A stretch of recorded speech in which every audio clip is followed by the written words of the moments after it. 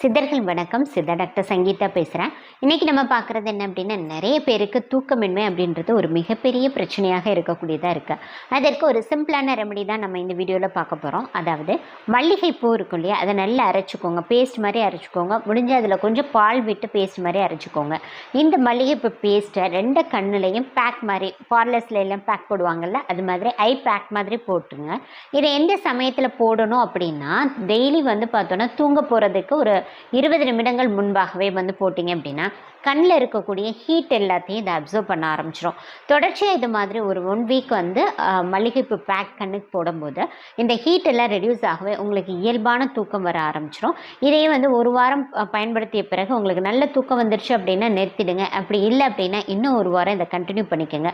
ஒருவேளை உங்களுக்கு சளி பிடிக்கும் அல்லது சைனஸ் பிரச்சனை இருக்குது அப்படின்னா உங்களோட சித்த மருத்துவரை கேட்டுட்டு இதை ஃபாலோ பண்ணுங்கள். சித்தர்கள் வணக்கம்.